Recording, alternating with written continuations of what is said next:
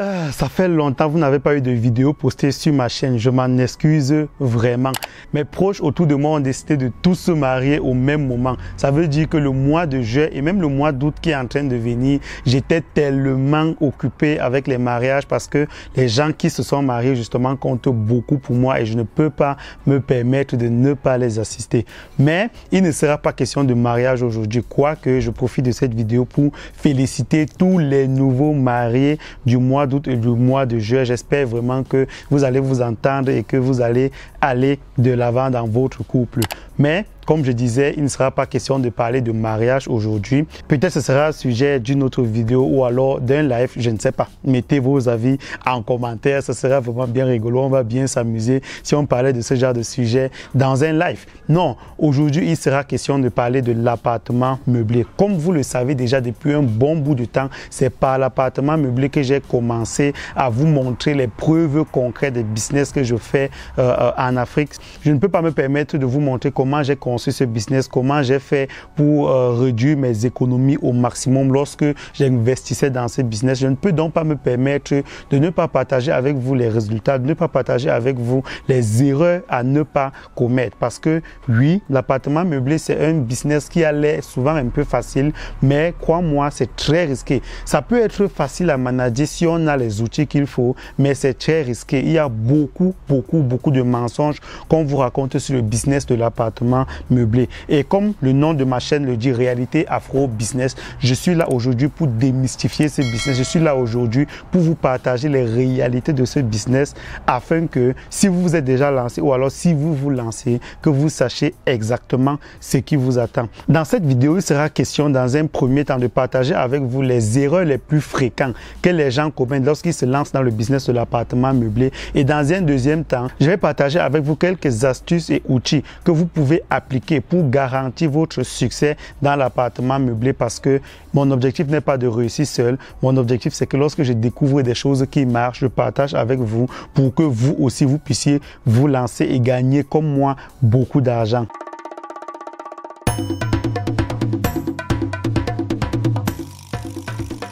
Donc, sans plus tarder, la première chose à savoir, la première chose que les gens ne vous disent pas sur le business de l'appartement meublé, c'est que le trafic en Afrique sur le site Airbnb est très restreint. Si vous vous lancez dans l'appartement meublé et que vous voulez miser sur les clients de la diaspora et même les clients sur place, oui, parce que sur place aussi, il y a beaucoup d'argent à se faire. Il y a énormément de gens qui sont dans le besoin. Mais le problème maintenant, c'est que les gens qui sont sur place ne connaissent pas forcément l'application Airbnb et même quand ils connaissent l'application Airbnb, ils n'ont pas les moyens de paiement.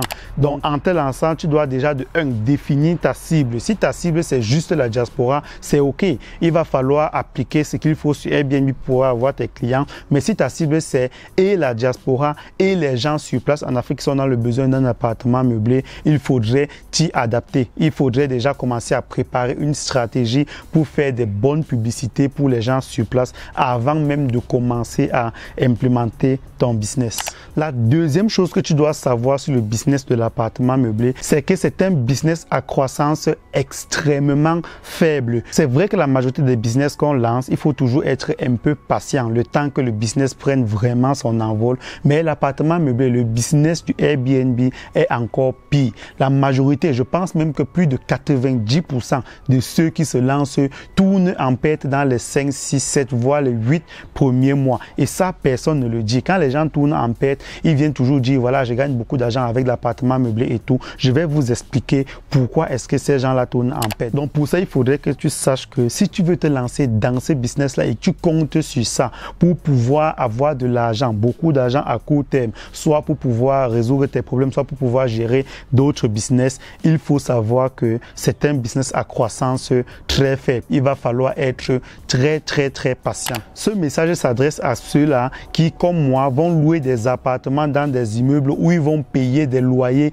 à la fin de chaque mois. Tu comprends que si tu ne prends pas ce point en compte, tu vas te retrouver à ne même pas pouvoir payer le loyer. Oui, j'ai rencontré plusieurs autres qui m'ont avoué qu'ils n'arrivent pas à payer le loyer. Ils ont des aérés de 3 mois, 4 mois, voire 5 mois de loyer. Je connais aussi personnellement un bailleur qui a confisqué un appartement avec tous les biens qui s'y trouvaient à l'intérieur parce que le monsieur n'a pas pu payer son loyer. Les amis, tout ce que je vous dis là, c'est très sérieux. Vous devez faire très attention. Si vous êtes appelé à payer le loyer quand vous allez vous lancer, donc dans l'appartement où vous allez vous lancer, sachez que il faudrait vraiment peut-être à côté créer une autre source de revenus qui peut vous permettre de payer le loyer certains mois, parce que votre appartement peut chômer 2-3 mois sans que personne ne visite. C'est comme ça, ça fait partie de ce business. Troisième chose à savoir sur le business de l'appartement meublé en Afrique, c'est que les clients sont très difficiles. Ce n'est pas comme ici en Europe où les gens vont sur Airbnb, voient l'appartement, ça leur plaît et ils réservent et c'est terminé, tu obtiens ton argent. Ce n'est pas comme ça. Que ce soit sur Airbnb,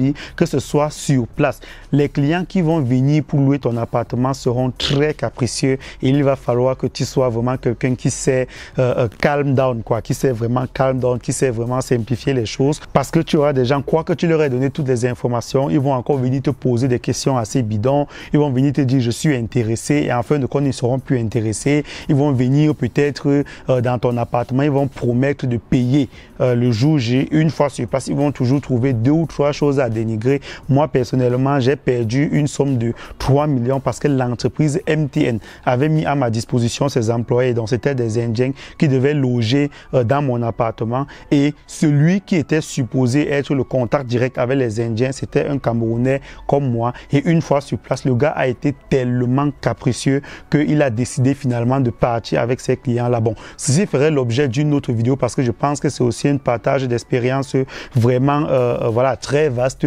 donc ça fera vraiment l'objet d'une vidéo séparée. Mais qu'à cela ne tienne, il faudrait déjà que tu saches que l'appartement meublé que tu vois en Europe là, tel que tu le connais, ça n'a rien à voir avec l'appartement meublé qu'il y a en Afrique. Donc, il faut déjà pouvoir t'adapter le plus rapidement.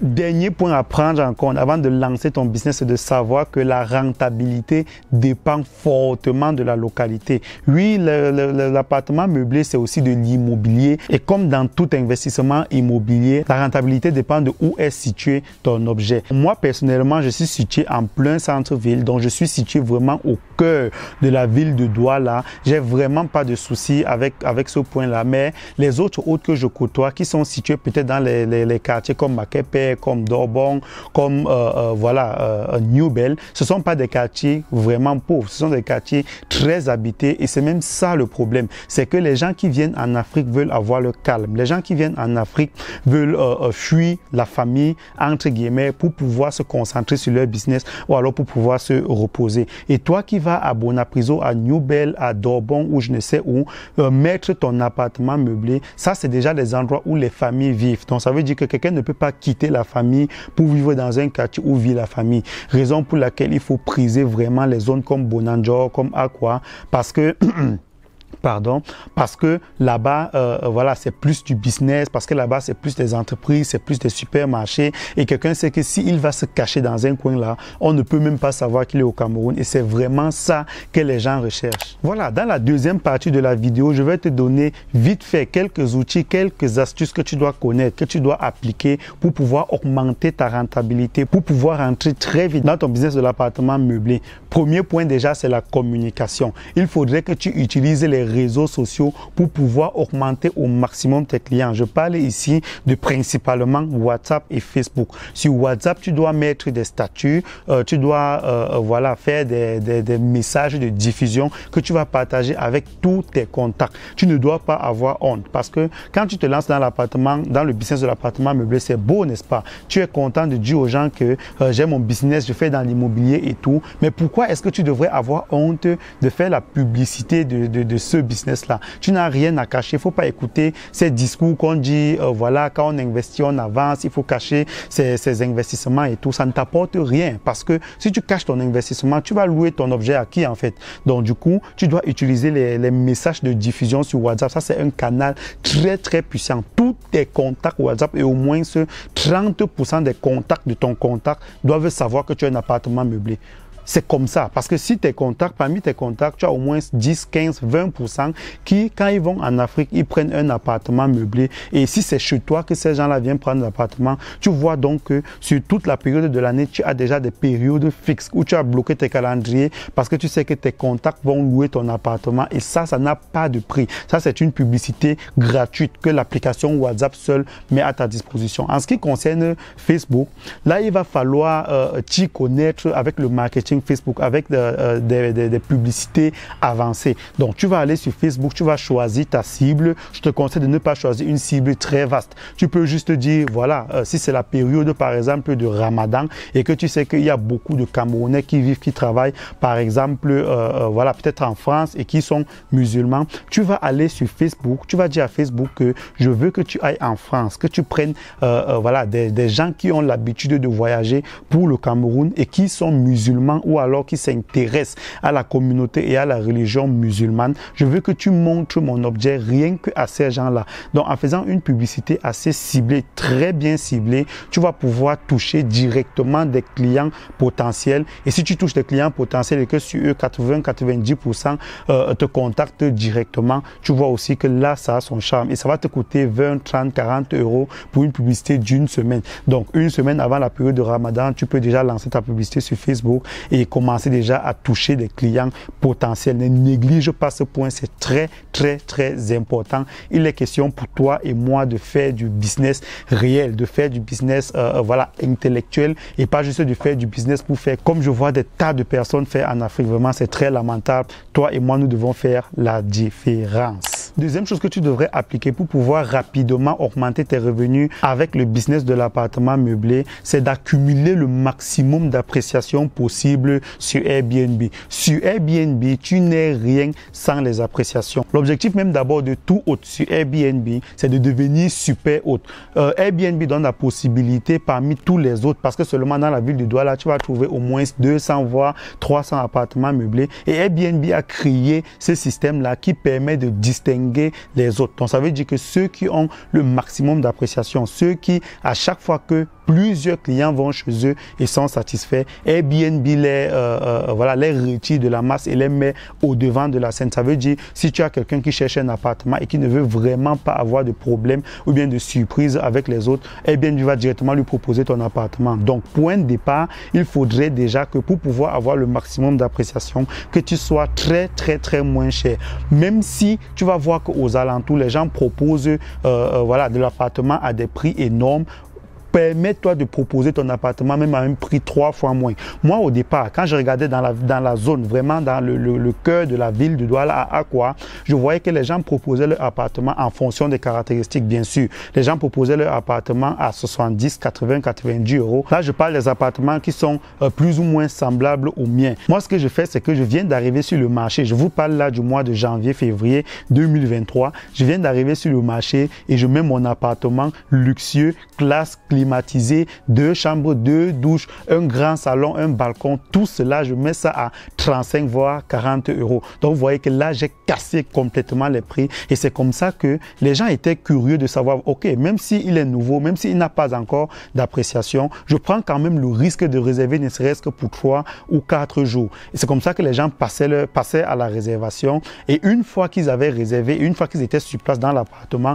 ils se rendaient compte que, mais comment est-ce que le monsieur peut donner cet appartement à 35 euros? Souvent, j'étais même à 30 euros. Est-ce que vous vous rendez compte? Donc, je donnais mon appartement quasi gratuitement. Et c'est comme ça que les gens qui venaient pour 3 jours, 4 jours se retrouvaient à faire 2 semaines. Certaines personnes se retrouvaient même à faire 1 mois. Et c'est comme ça que j'ai pu rassembler avec le temps beaucoup d'appréciation. Et avec le temps, lorsque j'ai un client qui est satisfait, je quitte de 30 à 35 euros. Quand j'ai un deuxième client qui est satisfait, je quitte de 35 à 37. Après, je quitte à 40, et ainsi de suite. C'est comme ça qu'aujourd'hui, pour le mois d'août seulement, je suis à 77 euros et mon calendrier est déjà presque rempli. La chose aussi que tu dois faire pour pouvoir rassembler le maximum d'appréciation possible, c'est d'être sincère sur tes objets. Par exemple, chez moi, j'ai pas trouvé important de mettre le Wi-Fi parce que moi-même j'ai visité plusieurs appartements meublés lors de mes précédents séjours dans la ville de Douala au Cameroun et à chaque fois je passais à la réservation parce que j'avais vu que la personne proposait le Wi-Fi. Donc je me disais,